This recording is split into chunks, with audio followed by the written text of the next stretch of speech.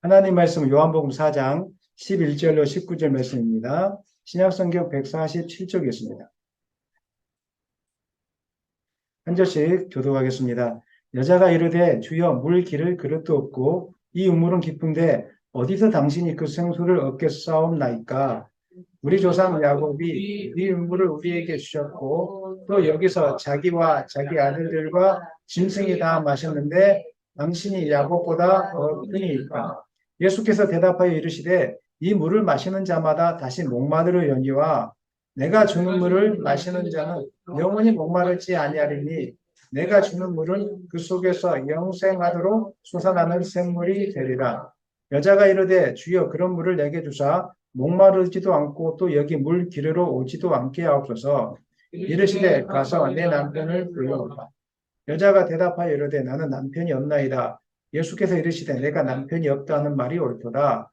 너에게 남편 다섯이 있었고 지금 있는 자도 내 남편이 아니니 내 말이 참되도다. 다 같이 여자가 이르되 주여 내가 보니 선지자로소이다. 아멘.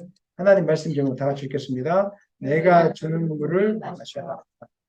지난 시간에 우리가 사마리아 여인에게 영생을 선물로 주시기 위해서 오신 예수님에 대해서 우리가 잠깐 이렇게 말씀을 드렸습니다. 여인의 문제는 결피부의 문제를 가지고 있었지만 자기가 무엇이 문제인지도 모르고 살고 있었습니다. 근데 예수님은 알고 있었죠. 그래서 이 여인을 오늘 만나지 않으면 안 될 것 같아가지고 예수님이 직접 사마리아 우물가에 아무도 가지 않는, 유대인들이 가지 않는 그 땅 직접 찾아가신 거예요. 예수님 우리의 속사정을 다 알고 있으세요. 여러분의 괴로움, 고통, 우리는 내 문제가 어디서부터 시작됐는지 잘못 찾는 경우들이 많아요. 번지수를 잘못 찾아요.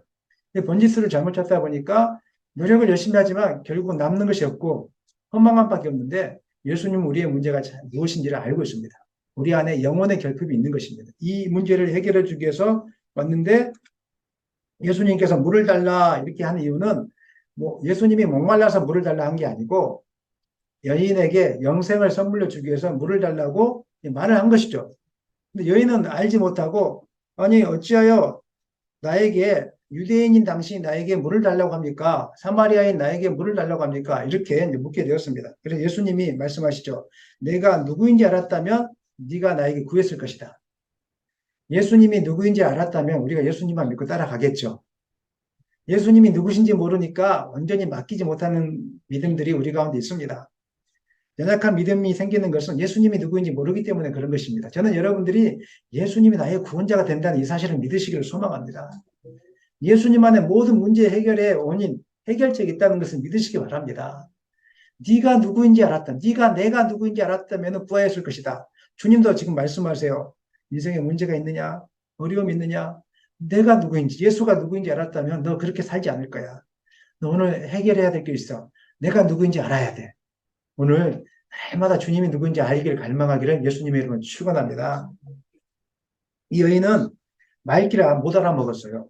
예수님께서 말씀하셨지만 말귀를 못 알아먹었어요. 예수님은 생수라는 단어를 이야기할 때 영혼의 생수, 영혼의 생명수에 대해서 이야기했거든요.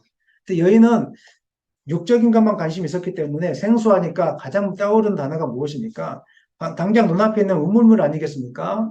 이렇게 생수라는 단어에 꽂혀서 여자가 이렇게 이야기합니다. 이렇게 여자가 이르되 주여 물기를 그릇도 없고 이 우물은 깊은데 어디서 당신이 그 생수를 얻겠사옵나이까. 여자가 이야기합니다. 물 기를 그릇도 없고 우물은 깊다. 여기서 물 기를 그릇은 두레박을 이야기하거든요. 아니 여자가 물을 길러 왔다면 두레박 있잖아요.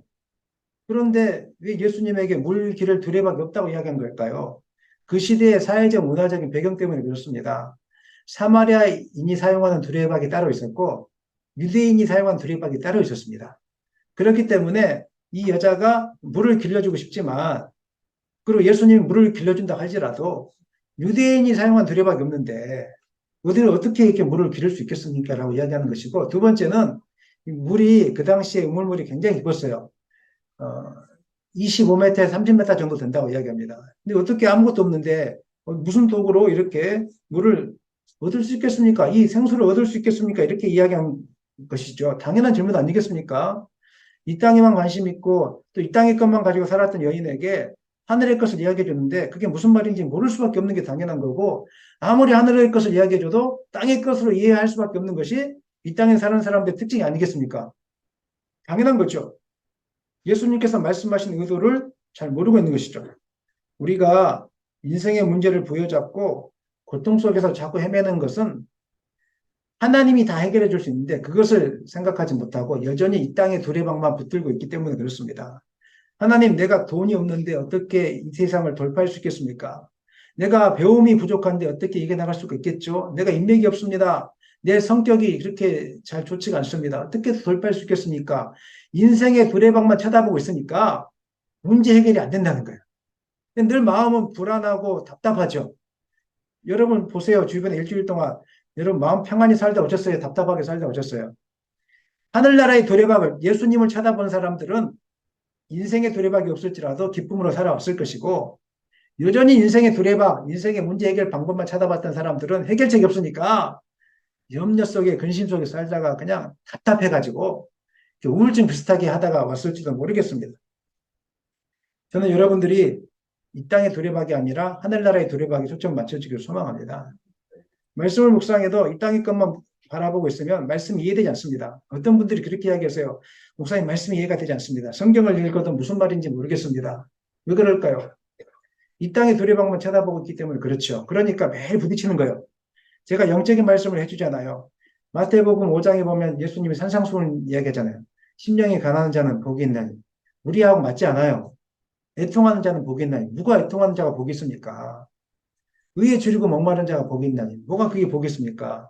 이 땅의 복은 돈이 많아야 되고 건강을 회복해야 되고 문제가 해결돼야 되고 이 복을 달라는 거죠. 우리는 계속적으로.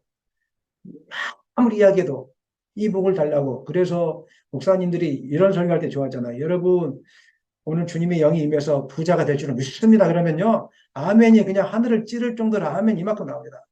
그리고 여러분 우리가 십자가 길을 가십시다 그러면 조용히 있으면서 이렇게 이 교회는 내가 다닐 교회가 아닌갑다 싶어가지고 가버리는데 이게 왜 그렇습니까? 사마리아 여인과 똑같은 거예요. 인생의 두레박만 쳐다보고 있는 거예요. 저 두레박이 있어야 이게 해결되는데 목사님이 세상을 좀 잘못 사셔서 그러신 것 같아요. 목사님 직장생활 안 해보시니까 자꾸 이 성경만 보시니까 생각이 이상해진 것 같은데 목사님 말씀대로 살면 이 세상 못 삽니다. 한번 말씀대로 살아보십시오. 이게 사라지나. 자꾸 이런 이야기를 하는 것은 인생의 두레박만 쳐다보고 있기 때문에. 하나님 말씀은 영적인 생수를 주시는 두레박인 줄 믿으시기 바랍니다. 인생의 두레박을 가지고 아무리 돈을 가득 채워보십시오. 이게 채워지지 않습니다. 끊임없는 목마름이 우리 가운데 있다는 것입니다. 돈이 인생의 전부라고 배운 분이 돈을 포기할 수 있겠습니까? 돈만 있어야 된다고 생각할 거예요. 그분은 아마 그럴지도 몰라요. 모든 인생의 문제를 돈이 없었기 때문이라고 자기가 결론을 내릴지도 모르겠습니다. 내가 돈이 없기 때문에 공부를 못했고, 내가 돈이 없기 때문에 사람을 잘못 만났고, 내가 돈이 없었기 때문에 인생이 이 모양이라고. 돈 문제가 아니거든요. 근데 돈이라고 배웠기 때문에 그렇게 사는 거예요. 돈의 관점으로 보니까 그렇게 될 수밖에 없죠.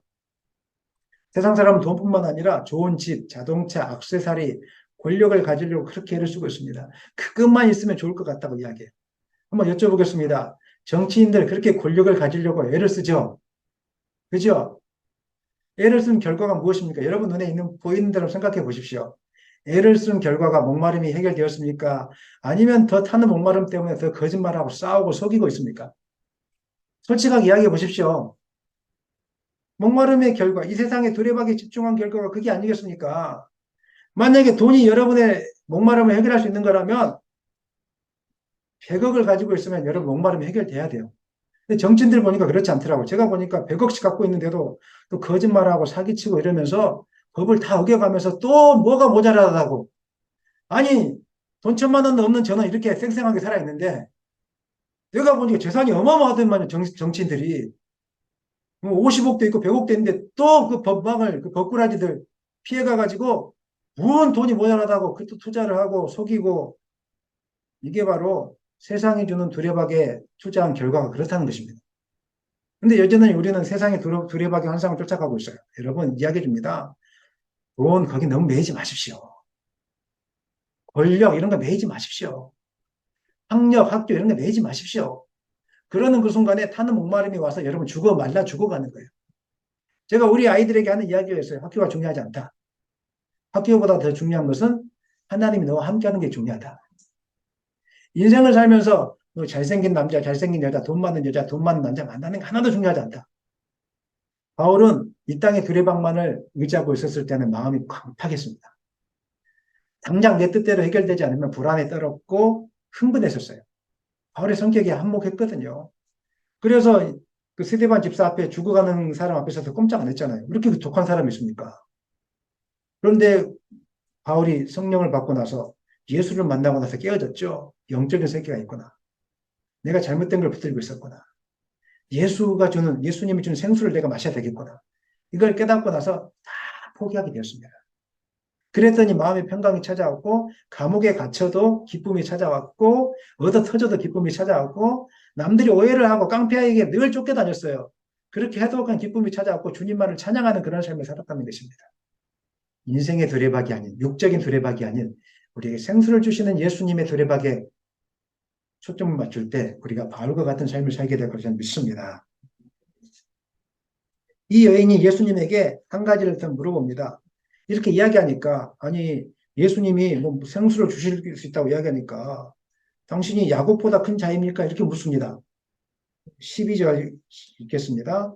우리 조상 야곱이 이 의무를 우리에게 주셨고, 또 여기서 자기와 자기 아들들과 짐승이 다 마셨는데, 당신이 야곱보다 더 크니, 이 여인에게 야곱은 아마 큰 대기업의 회장과 같은 분이었는 것 같아요.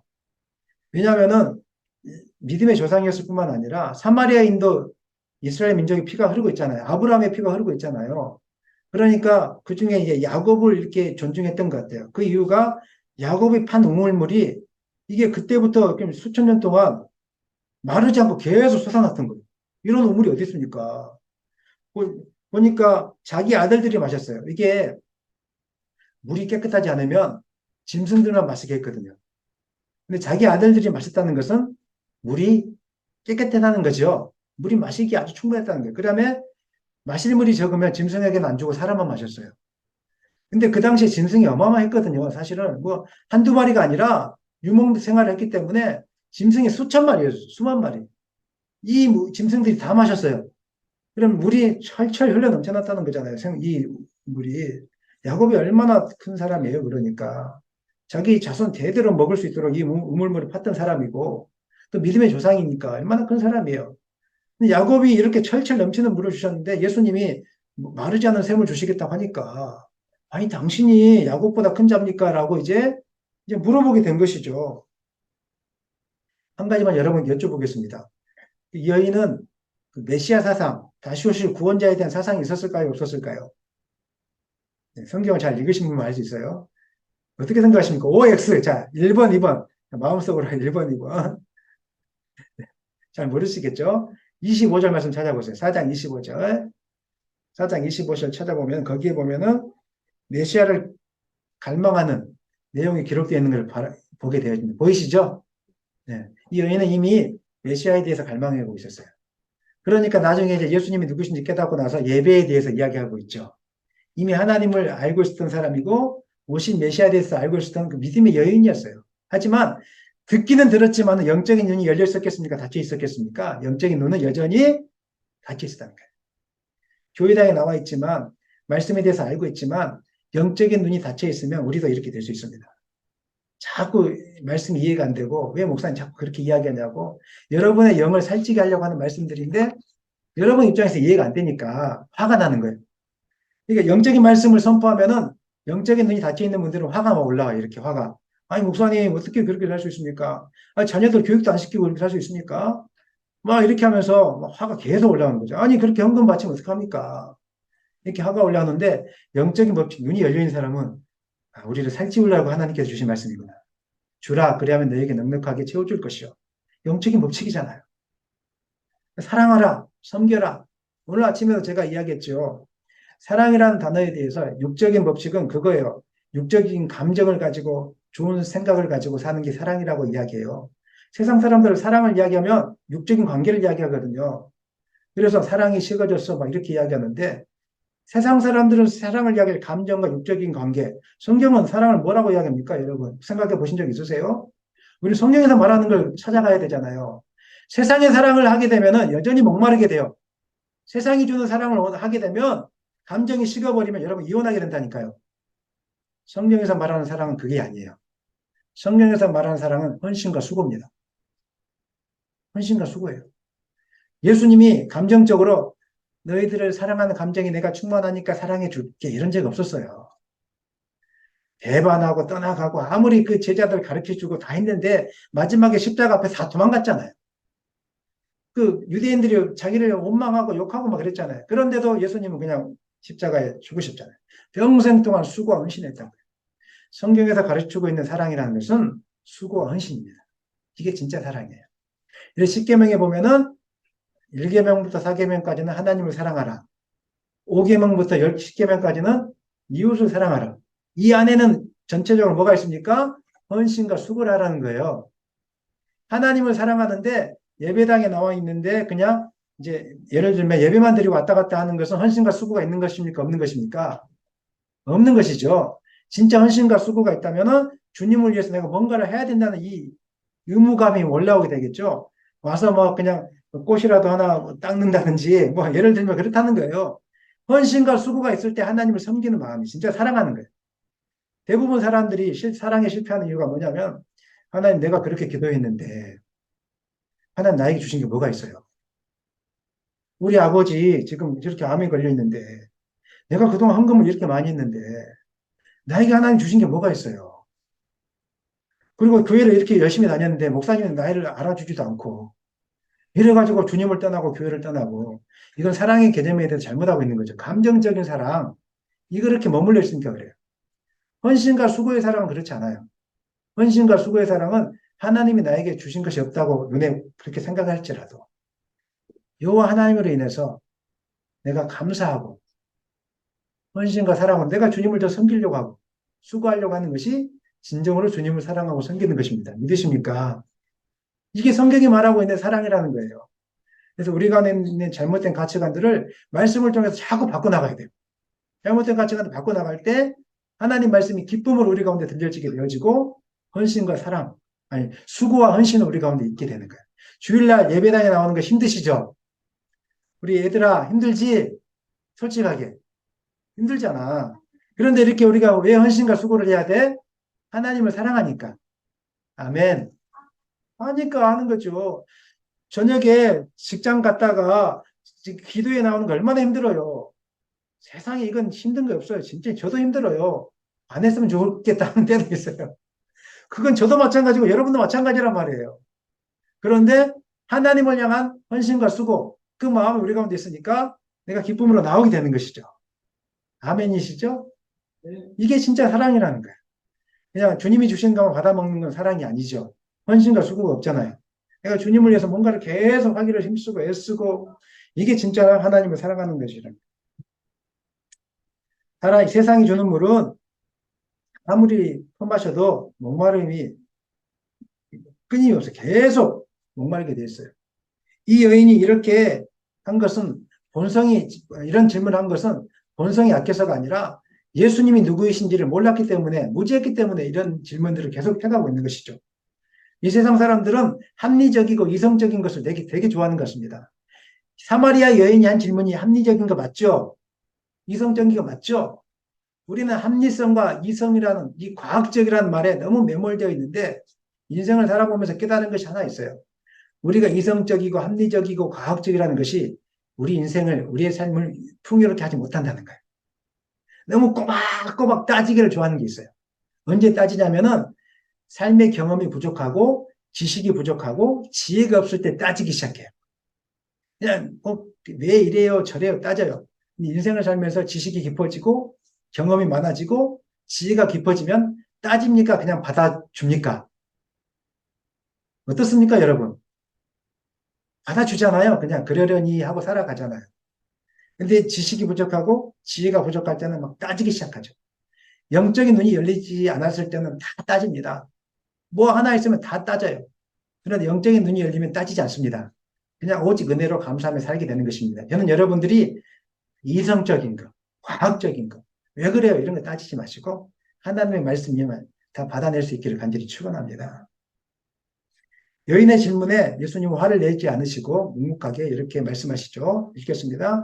예수께서 대답하여 이르시되 이 물을 마시는 자마다 다시 목마를 자니 야곱이 주는 물 수질이 좋으면 뭐가 어떻고 물이 철철 넘쳐나는 것이 뭐하냐 2000년이나 넘쳐나 되었으면 뭐하느냐 이 물을 마시는 자는 다시 목마르게 돼 네가 공부를 많이 하면 뭐하냐 좋은 남자 좋은 여자 집안이 좋은 사람 만나면 뭐하냐 좋은 자식들 태어나서 자식들이 뭐 훌륭하게 되면 그게 뭐하냐 그래도 다시 목마르게 될 텐데 너 뭘 찾아가고 있어 이 이야기를 지금 예수님이 지금 하고 있는 거예요.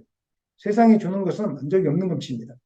아무리 물을 마셔도 만족이 없을 것이다. 그거 헛된 것이니까 쫓아가지 마라. 오늘 저와 여러분에게 예수님 다시 부탁하고 있습니다. 지금 여러분은 무엇을 쫓아가고 있습니까? 돈이 모자라서요? 공부가 부족해서요? 아닙니다. 영적으로 지금 목마르고 있는 것입니다. 이 목마름을 해결하지 않는 상태에서는 세상에 무엇을 해도 목마르게 될 것입니다. 그래서 예수님이 이렇게 말하시죠. 14절 말씀 읽겠습니다. 내가 주는 물을 마시는 자는 영원히 목마르지 아니하리니 내가 주는 물은 그 속에서 영생하도록 솟아나는 샘물이 되리라. 사람 안에 있는 목마름의 깊이는 이 지상의 물로는 채울 수가 없다는 것입니다. 왜 그렇습니까? 사람의 영혼의 목마름은 영적인 것이기 때문에 그렇습니다. 영적인 것이 해결되지 않았는데 육적인 것을 해결한다고 절대 안 됩니다. 다시 한번 말씀드립니다. 여러분이 답답해하고 있고 불안해하고 있고 두려워하고 있잖아요. 이건 뭐가 부족해서가 아니라 영혼이 지금 목말라고 있다는 거예요. 영혼이 하나님과의 관계가 끊어져 있다는 거예요. 이 문제를 해결하지 않고 돈을 많이 번다든지 이 문제가 해결되지 않고 뭐 휴양을 하러 간다든지 전혀 안 됩니다. 이 문제가 해결되지 않는 상태에서 아이들을 막 공부를 많이 시킨다든지 전혀 도움 안 됩니다. 그렇게 하면 할수록 문제만 더 깊어지게 될 것입니다. 모든 문제는 영혼에게 다 영적인 데 있다는 것입니다. 예수님께로 나오면 예수님이 주신 생수를 마시면 목마르지 않게 될 것입니다. 왜 그렇습니까? 제가 왜 예수님께서 주신 생수를 마시면 목마르지 않게 될까? 제가 고민해 봤습니다. 기도하면서. 한 네 가지 때문에 그런 것 같습니다. 첫 번째는 그분이 주시는 구원이 완전하기 때문에 그렇습니다. 예수님 믿고 받아들이면 우리는 하나님 나라의 백성이 되어집니다. 아멘이니까. 이 구원은 흔들림 없이 변함이 없습니다. 내가 좀 모자랄 때도 있고 실패할 때도 있고 넘어질 때도 있지만 우리가 죽는 순간까지 내가 하나님을 붙잡는 것도 있지만 주님이 나를 붙잡아 주십니다. 그러면 그때 이 구원의 완전함 때문에 또 이 구원에 무엇인가를 더 추구하거나 첨가할 게 아무것도 없습니다. 오직 예수님을 믿는 믿음으로 구원받습니다. 아멘. 이 구원이 완전하기 때문에 목마름이 해결되는 것입니다. 두 번째는 주님 안에 있을 때 무엇이든지 다 들어주시기 때문에 우리 가운데 목마름이 없습니다. 요한복음 15장 7절 너희가 내 안에 거하고 내 말이 너희 안에 거하면 무엇이든지 원하는 대로 구하라 그리하면 이루리라. 놀라운 법칙이에요. 여러분의 인생의 문제를 가지고 주님 앞에 나오면 주님이 다 응답해 주십니다. 여러분 기도응답 많이 받으셨어요? 많이 받으셨어요? 여러분 혹시 기도하지 않고 여러분의 노력으로 자꾸 무엇인가를 하려고 하는 습성이 남아있지 않습니까? 이거 버리지 않으면 영원히 목마르게 될 거예요. 이거 버리는 훈련을 하십시오. 여전히 내가 뭔가 노력해가지고 노력도 필요하지 않다는 건 아니에요. 해야 되지만 무슨 일만 터지면 기도하기 전에 그냥 먼저 다리부터 달려가는 거, 손부터 나가는 거 이거 멈추셔야 돼요. 다 멈추시고 주님 앞에 나와서 새벽이 됐든지 수요일이 됐든지 저녁이 됐든지 문 다 열려 있으니까 나오셔서 하나님께 구해보세요. 하나님이 채우세요. 여러분이 노력하는 것 이상으로 하나님 역사하세요. 이걸 경험해야 되지 않겠습니까? 그러니까 우리는 불안하거나 두려워하잖아요. 아이들이 뭐 공부를 좀 못하거나 앞길이 막혔을 때 불안해하잖아요. 하나님께 맡기면 되니까. 세 번째로 주님 안에 정의와 공평이 있기 때문에 우리는 목마르잖아요. 이 땅을 보니까 속이 터져 죽겠어요. 아, 이거 뭐 정치인들이 왜 그렇게 거짓말도 많이 하고 뒤에서 막 그냥 부정과 불법을 그렇게 많이 행하는지 모르겠어요. 사단이 주장하기 있기 때문에 그래요. 저는 그 사람하고 대화를 해보면 이게 사탄에게 메인 사람인지 성령의 사람인지를 저는 분간하거든요. 그렇다고 저한테 뭐, 두려워하지 마십시오. 그 입술에 거짓말이 있는가 없는가를 보면 알아요. 이분이 뱉은 말을 지키는지 안 지키는지 보면 알아요. 이분, 뱉은 말을 무조건 지키는 사람들은 성령의 사람입니다. 근데 안 지키는 사람은 사탄에게 매여 있는 분이에요. 그러니까 여러분 그거 잘 아셔야 돼요. 성령의 사람은 절대 거짓말 못 합니다. 마음속에서 절대 거짓말이 안 나와요. 근데 사단에게 매이는 사람들은 그냥 수시로 막 거짓말해요. 수시로 이게 보면 알아요. 여러분 사귀어 보면 사람들을 늘 약속 시간 됐는데 안 나오면서 거짓말 하잖아요. 이건 성령의 사람 아니에요. 뭐가 안 된다 그러고 맨날 이러잖아요. 이거 성령의 사람 아니에요. 자기만 모르고 있을 뿐이에요. 자기는 속였다고 생각할 수 있을지 몰라요. 자, 여전히 사단에게 매여 있는 사람이에요. 사단의 특징은 거짓의 행위입니다. 여러분 눈 뜨고 보세요. 자기 자신을 살펴보세요. 사단의 특징은 거짓의 행위예요. 늘 입에 거짓말이 아내한테 남편한테 거짓말하고 자식에게 거짓말하고 직장에서 거짓말하고 삶이 온통 거짓말이에요. 절대로 여러분 오늘부터 거짓말 하지 마세요. 못 지킬 약속 하지도 마시고 연습을 하셔야 돼요. 안 그러면 성령이 여러분 가운데 가지 않습니다. 지금 온 정치권은 사단이 사로잡고 있는 거예요. 거짓말과 술수와 공모가. 그래서 우리가 기도해야 돼요. 어떤 정당이 좋냐? 좋은 정당 하나도 없어요. 기도해야 돼요. 온갖 것이 난무하기 때문에 그 뒤에 역사는 사단의 영을 봐야 된다는 거예요. 목말라 있어 이 땅의 사람들이 목말라 있어요. 어떻게 기도해야 됩니까? 거짓의 영이 떠나가기를 기도하십시오. 저는 그분들을 하는 걸 보면서 애타거나 속상해하지 않습니다. 하나님이 심판하실 겁니다. 아멘도 좀 해주세요. 하나님은 정의로우신 분이시고 공평하신 분이세요. 악한 자를 내버려 두는 것 같지만 내버려 두지 않으세요. 반드시 심판하십니다. 선한 자가 지금 이 땅에서 고통당하는 것 같지만 하나님 나중에 축복기를 인도하세요. 이건 이솝 이야기가 아니고 하나님의 약속입니다. 이 땅에 있는 사람들, 악을 행했던 사람들은 결국은 이 땅에서 막 목마름에 살다가 나중에는 타는 목마름이 있는 지옥 가운데 가게 될 거예요. 이 땅에서 정직하게 살고 바르게 살고 하나님만을 의지하며 살았던 사람들은 핍박을 받는 것 같지만 결국은 영원히 목마르지 않는 천국에 가게 될 것입니다. 하나님과 함께함을 보게 될 것입니다. 하나님은 정의롭고 공평하신 분이시기 때문에 이 땅이 아무리 불공평하게 보인다 할지라도 너무 속상해하지 마시고 하나님만을 바라보십시오. 그럴 때 목마르지 않습니다. 하나님이 해결해 주실 줄 믿으시기 바랍니다. 네 번째로 목마름이 없는 이유는 영원토록 주님이 우리와 함께 계시고 우리의 모든 길들을 선한 길로 인도해 주실 것이기 때문에 지금은 잘못되게 가는 것처럼 보여질 때가 있어요. 지금은 주님을 믿어도 기도가 응답되지 않고 뭔가 자꾸 안 되는 때가 있어요. 그럴 때 우리가 기도하잖아요. 하나님 없습니까? 나는 왜 이렇게 삽니까? 나 너무 힘들어요. 그런데 그 순간에 모든 것을 합력하여 선을 이루시는 주님을 묵상해 보십시오. 이것 또한 사용하시는 거예요. 여러분의 아픔, 고통, 슬픔을 사용해서 나중에 성숙의 도구로 사용하게 될 거예요. 요셉이 그랬지 않습니까? 요셉이 애굽으로 끌려갔을 때 하나님 나는 왜 이 모양이에요? 이렇게 했을지도 몰라요. 그런데 합력하여 결국은 선한 길을 인도하시는 주님을 바라봤겠죠. 내가 지금 감옥에 있지만 뭔지는 모르겠지만 하나님 나를 선한 길을 인도할 것이다. 그래서 나를 이곳까지 인도하시는 분은 주님이었다고 나중에 고백하고 있지 않습니까?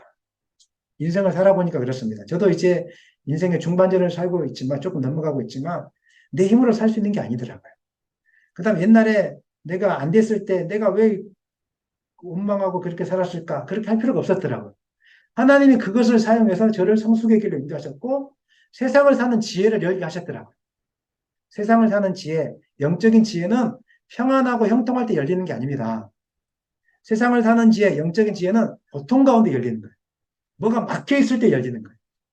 건강이 약해질 때 열리는 거예요. 우리가 주님이 주신 구원이 완전하기 때문에 주님이 우리의 기도에 응답해 주시기 때문에 주님 안에 정의와 공평이 있기 때문에 주님이 영원토록 우리와 함께 계시고 선한 길로 인도해 주실 것이기 때문에 주님이 안에 있으면 목마르지 않습니다. 그래서 우리가 주님을 끝까지 붙잡아야 되는 것입니다. 여인은 그럼에도 불구하고 예수님의 말씀을 이해하지 못했습니다. 그래서 또 이렇게 질문합니다. 읽겠습니다. 여자가 이르되 주여 그런 물을 내게 주사 목마르지도 않고 또 여기 물 기르러 오지도 않게 하옵소서. 예수님은 영원히 솟아나는 샘물에 대해서 말씀하고 있는데 이 여자의 관심은 오로지 내 고통을, 내 수고를 좀 덜 수 있는 방법만 원했던 거예요.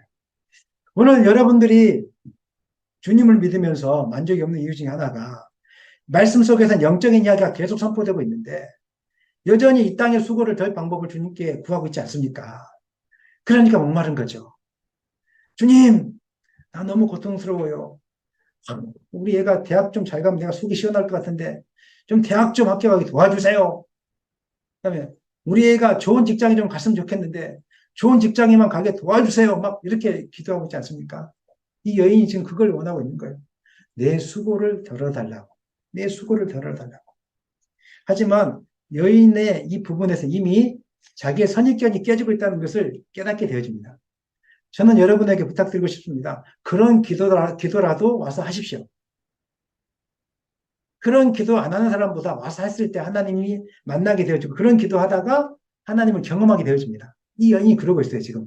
주님 앞에 내 수고를 덜 수 있는 방법을 좀 해주십시오. 물도 이 더운 날, 물도 이렇게 기르지 않고 영원히 그냥 철철철 나오는 방법을 깨닫게 도와주십시오. 이렇게 하고 있는데 그런 가운데 이미 주님을 만나고 있어요. 자, 이게 무슨 뜻이냐면 유대인과 사마리아인이 대화를 하면서 상종을 합니까? 못합니까? 안 하죠. 두 번째, 사마리아인이 유대인에게 무엇을 요구할 수 있습니까? 요구하지 못합니까? 못하겠죠? 근데 지금 여인이 요구하고 있잖아요. 예, 그렇죠. 이 여인은 예수님과의 대화 속에서 이렇게 한 단계씩 깨어져 가고 있는 거예요. 그래서 제가 여러분에게 힘들지만 일단 와서 달라고 기도라도 하시라는 거예요. 이렇게 하면서 하나님께로 문이 열려지고 마음의 문이 안 온 사람보다는 오는 게 훨씬 낫습니다. 깨어지게 되었습니다. 이렇게 하니까 예수님이 또 동문서답 같은 이야기를 합니다. 16절 읽겠습니다. 이르시되 가서 내 남편을 불러오라. 이 본문이 묵상하면서 이해가 안 될 때가 많지 않습니까? 갑자기 내 남편을 불러오라. 왜 그랬을까요? 남편이라는 단어는 이 여인에게 아킬레스건이에요. 숨기고 싶은 거예요. 이 여인에게 아킬레스건. 왜냐하면 나중에 보면 아시겠지만 남편이 17절, 18절 보니까 5명이래요. 6명째 있어요. 지금 남편이 또 아니라고 이야기해요. 이게 도대체 무슨 말입니까? 학자들이 이제 연구를 했는데 대부분 여러분이 알고 있는 것은 이 여인이 가늠한 여인이다 이렇게 이야기하고 있어요. 남자랑 만나가지고 남자가 마음에 안 드니까 또 헤어지고 결혼하고 또 헤어지고 결혼하고 헤어지고 결혼해서 지금 남자랑 살고 있는데 결혼하지 않는 가늠한 상태. 유대 율법에 의하면 이런 여자는 쳐 죽여야 되거든요. 가늠하다가 잡혀온 여인은 알잖아요. 유대인들이 쳐 죽이라고 했잖아요. 이게 예수님이 뭐라고 이야기합니까? 너희 중에 죄 없는 자가 물로 쳐라. 그럼 이 여자는 진작에 죽었어야 되는 여자예요. 근데 안 죽었잖아요. 이게 무슨 뜻일까요? 이 여자가 가늠한 여인이니까 여인이다 이렇게 해석하는 것은 좀 무리가 있는 것 같아요. 그 유대 율법에 의하면은 이런 율법이 있습니다. 여자가 그 형과 결혼해서 맏형과 결혼했는데 이 형이 죽게 되면은 형과 사이에 자녀가 없게 되면 죽게 되면은 둘째 동생과 결혼하게 됐습니다. 왜 자녀를 봐야 돼요. 근데 그럼에도 불구하고 자녀를 생산하지 못하고 또 죽게 되면은 셋째 동생과 또 결혼을 했어야 돼요. 구약에 보면은 그 첫째 형이 죽자 둘째 동생이 들어갔는데 연합하지 못해서 땅에 설정했다 이런 이야기가 나오지 않습니까? 그래서 심판을 받았지 않습니까? 이제 그런 이야기가 있는데 그 유대의 율법에 그런 것이 있었어요. 아마 이 여자가 그런 율법에 적용을 받지 않았을까? 첫째가 죽고 둘째가 죽고 셋째가 죽고 넷째가 죽고 나서 나중에는 이제 남편이 다 죽고 나니까 남자가 없으니까 또 다른 남자를 만나지 않았겠는가. 아직 결혼한 상태는 아니지만 이렇게 유추해 볼 수 있지만 뭐라고 할 수는 없습니다. 중요한 것은 이 여자 가운데 해결되지 않은 숨기고 싶었던 인생의 이 비움과 같은 것들이 있다는 거예요. 사람은 누구든지 자기 자신이 드러나는 것을 기뻐하지 않습니다. 교회당에 나와서도 이렇게 조용히 있다가 가시는 분들 특징을 보면은 자기 자신에 대해서 알려주고 싶지 않은 것이죠. 제가 신방을 다니다 보면은, 기도하다가 이제 하나님이 가르쳐 주는 것을 제가 가르쳐 주면은 놀라시거나 피하시는 분들이 있어요. 왜냐하면 오픈하고 싶지 않기 때문에. 그런데 언제 역사가 일어나냐면 하나님이 저를 통해서 혹은 말씀을 통해서 깨닫게 해주신 당신이 이러한 상태입니다. 인정하십시오라고 했을 때 인정하고 받아들이는 그 순간에 그 사람에게 성령이 임하고 하나님의 은혜가 임하는 것을 저는 많이 보았습니다. 신방을 어떤 집에 갔는데 기도하는 가운데 제가 그 집안의 문제를 하나님이 보여주시 깨닫게 해주셨어요. 근데 당신 집안에 지금 이런 문제가 있습니다. 하니까 그 분이 뭐라고 이야기했냐면, 없어요. 이렇게 하는 거예요. 그렇지 않습니다. 저 멀쩡하고요. 저 괜찮습니다. 이렇게 하더라고요. 두 번째 이제 성경을 펴서 주님이 주시는 말씀이니까 펴서 하나님이 말씀하시기를 당신이 이런 문제가 있어서 이렇게 하라고 하십니다. 이렇게 하니까 그분이 항복을 하더라고요. 목사님 잘못했어요. 사실은 목사님 말한 게 맞아요. 제 형편이 지금 이러고 있어요. 이렇게 자기를 인정하고 받아들이니까 이분에게 그날 성령이 임하고 은혜가 임했습니다. 나중에 그 가정의 문제가 해결되어졌어요. 하나님이 오늘 우리에게 원하시는 것이 바로 이거예요. 우리의 연약함과 죄성이 있는 것을 여러분 인정하십니까? 그 여러분 안에 있는 부끄러움, 이거 덮으려고 하지 마세요. 문제 해결되지 않았고 하나님을 받아들이지 못합니다. 예수님을 구주로 받아들이기 위해서 가장 중요한 것은 내 안에 이렇게 문제가 많구나, 내가. 그 아이들을 키워보면 고쳐지지 않는 아이들이 있어요. 특징이 뭐냐면 자기는 문제가 없다는 거예요. 야, 너 게으르다. 아침에 일찍 좀 일해야 되겠다. 이렇게 하려나? 나는 문제가 없어요 하면서 막 학교에서 배웠는데 건강을 위해서는 잠을 많이 자야 된다는 등, 그 다음에 왜 여자만 청소를 해야 되냐는 등, 남자도 해야 된다는 등, 막 온갖 가지 이거 절대 안 변화됩니다. 부모님이 너 좀 게으른 것 같다. 그러면 그렇습니다. 제가 좀 게으릅니다. 도와주세요. 이런 사람이 변화가 있어요. 여러분 가정 안에 이런 문제들, 문제 없는 가정이 어디 있습니까? 아이 연약함, 부족함, 명절 때 가면 이제 문제들이 다 터집니다. 부모와 자녀가 만나서 시어머니와 며느리가 만나서 문제가 터지고 오랜만에 형제들이 만나서 문제가 터지고 왜 문제가 터지죠? 문제의 핵심에는 나는 아무 잘못이 없다는 거예요. 좀 너 이것 좀 고쳐라 이렇게 하는데 그렇지 않다는 거예요. 형님이 고치지 왜 나한테 고치라고 하냐고. 아니 어머님이 고치셔야지 왜 내가 고쳐야 되냐고 이야기하고. 제 말 이해되시죠? 무슨 말인지. 이제 해결 안 됩니다. 언제 해결됩니까? 따라합시다. 내가 부족합니다. 내가 연약합니다. 이것을 고백할 수 있을 때 문제가 해결되어지는 거예요. 예수님은 알고 있었어요. 너의 문제가, 그 여인의 문제가 무엇인지. 그래서 내 남편을 데려오라는 거예요. 이제는 됐구나. 이제 말문이 열렸으니까 이제는 한 방이 남아있구나. 네 남편을 데려와라. 그러면서 17절, 18절 읽겠습니다. 여자가 나는 남편이 없나이다. 예수께서 이르시되 내가 남편이 없다는 말이 옳도다. 18절 너에게 남편이 다섯이 있었고 지금 있는 자도 내 남편이 아니니 내 말이 참되도다. 아멘. 영적인 목마름이 이 여인에게 있었는데 이 원인이 무엇인지 몰라고 있었단 말이에요. 근데 예수님은 이 여인의 목마름이 무엇인지 알고 있었어요. 너 인생을 살면서 아무것도 안 됐잖아. 네가 아직 하고 싶은 대로 안 됐잖아. 네 인생은 사실 여자가 예쁜 집 좋은 남편 만나서 예쁜 집에 살고 싶은 것이 로망 아니겠어요? 이 세상에 여러분 남자나 여자나 그런 로망이 있잖아요. 근데 이 여자는 자기 원하는 대로 살지 못했던 거예요. 목마름이 있었던 거예요. 근데 그것이 무엇인지를 몰랐던 거예요. 그래서 육적인 것을 끊임없이 채우려고 했는데 안 채워졌어요. 예수님이 지적해 줬어요. 너는 그렇게 살았지만 그 문제는 그게 아니야. 그 예수님 왜 이 말씀 해줄까요? 야곱보다 큰 자이니까 물어봤잖아요. 근데 큰 자인 걸 보여주고 있잖아요. 나는 너를 알고 있어. 한마디 끝났잖아요. 나는 너가 누군지 알고 있어.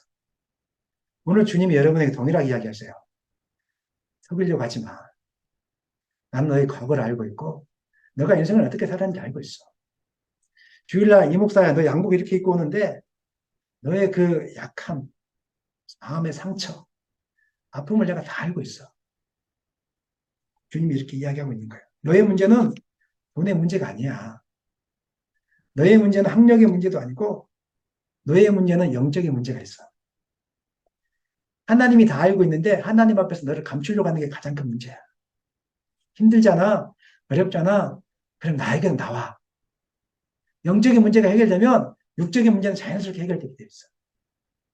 영적인 문제가 해결되지 않았는데 육적인 것을 채워주면 너 영적인 문제 해결하지 않고 계속 그렇게 갈 거잖아. 그러니까 내가 너에게 이야기해 줄게. 같이 이야기한다. 육적인 거 채워주기 전에, 채우기를 원하기 전에 먼저 나에게로 나와. 그리고 영적인 문제를 해결해. 죄의 문제를 해결하고 하나님과 관계 문제를 해결하고 예수님을 만나. 그럼 너의 모든 문제는 자연스럽게 해결되게 될 거야. 저는 많이 봤습니다. 한 사람이 강박했던 한 사람이 예수님을 만나니까 그 가정이 달라지더라고요. 그 안에 성령이 임하니까 그냥 참아내더라고요. 수고와 헌신을 하게 되더라고요. 이번 명절 때 그런 역사가 있기를 소망합니다. 오늘 여러분의 인생을 다 알고 있는 하나님 앞에 다 아뢰십시오. 괜히 여러분을 이해해 주지도 못하는 형제들에게 부모님께 여러분 속상함을 아뢰봤자 싸움밖에 안 됩니다. 다 알고 있으니까 하나님께 아뢰시고 하나님 내가 다 품을 수 있게 해달라고 이때 좀 아멘도 해주시고요. 내가 다 이해할 수 있게 해달라고 내가 참아내게 해달라고 내가 그런 인품을 소유하게 해달라고 이렇게 기도하면 명절이 기쁨이 될 것입니다. 내가 수고하겠습니다. 헌신하겠습니다. 말씀 마무리하겠습니다. 영적인 목마름이 있는데 이걸 알지 못하고 세상의 것에서 채우려고 하지 마십시오. 모든 문제의 원인이 영적인 데 있다는 걸 깨닫고 주님 앞에 나오시고 주님을 만나셔서 목마름을 해결하심으로 여러분의 육적인 인생의 문제도 해결받을 수 있기를 예수님의 이름으로 간절히 축원합니다.